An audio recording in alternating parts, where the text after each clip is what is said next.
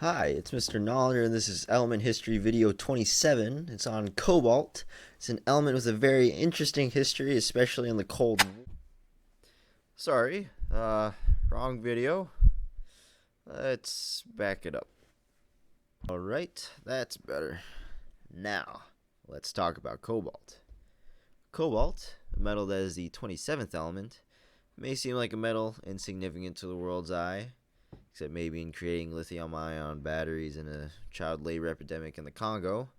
But there's a much larger historical significance to this element, a dark one at that.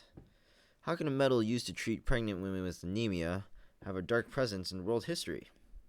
Well, what if I told you that cobalt was at the center of one of the most foreboding weapons ever conceived? In a 1950 radio program, Leo Slezard talked about the dangers of nuclear weapons to the world at large, imagining a worst-case scenario in which someone created such a weapon that could make the bombed area uninhabitable for a century. He thought of this scenario with a weapon that would later be called the salted nuke, or cobalt bomb. How could our innocent 27th element relate to such a horrible contraption of atrocity? Well, this weapon was made as deadly as it was because of its unique utilization of cobalt's radioactive isotopes in its coating of cobalt-59. When this bomb exploded, neutrons would naturally be given off as products of the fission and fusion reactions taking place in the thermonuclear bomb.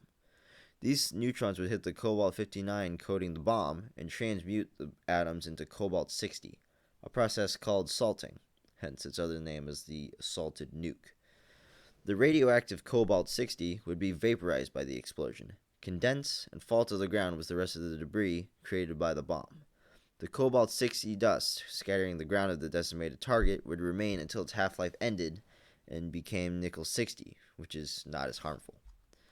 However, what made the bomb so deadly and world-ending was that cobalt-60 has a half-life of 5.27 years, which would make it take at least 20 half-lives for the cobalt to decay away enough for the land to become habitable, which would be about 105 years. Slezard suggested that during the century it would take to decay, it could potentially be carried into the wind and brought around the world, eventually making the entire world uninhabitable. A true doomsday device. Scary, huh? To think a single weapon could be so devastating. Luckily, this was only a thought experiment, not an actual weapon that's ever been created or tested, as far as we know.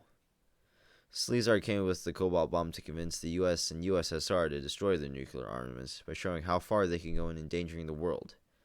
In reality, it is highly unlikely that all of the cobalt would become cobalt-60 since cobalt-59 has a very low neutron absorption ability, making the amount of area affected by the radioactive isotope much smaller and affected for a much shorter time.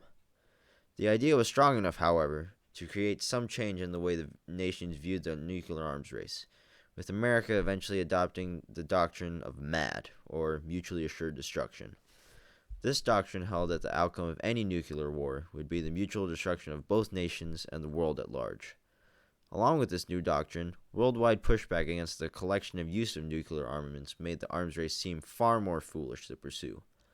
This foolishness was demonstrated in one of the best pop culture examples of Cold War satire, Dr. Strangelove, or How I Learned to Stop Worrying and Love the Bomb. This film showcases the 2 hours after an order from a psychotic general for his aircraft to attack Russia eventually leads to the detonation of a doomsday device the Russians had not yet revealed. This doomsday device? A cobalt bomb that detonates when any attempt is made to destroy it. This film, while hilarious, also demonstrates how even one small slip-up due to the arms available to each nation could lead to a world-ending event. So, in the end, cobalt, while a seemingly unremarkable metal used in lithium-ion batteries, has much more historical significance, namely in its role in quantifying the damage the Cold War could cause and helping to end the arms race between the US and Soviet Russia. Because of Leo Slezard's original thought experiment of the cobalt bomb, the world became aware of the dangers that nuclear war could bring and paved the way to bring an end to the collection of these weapons. Most importantly, this significant piece of history is now immortalized in the periodic table with the 27th element, cobalt.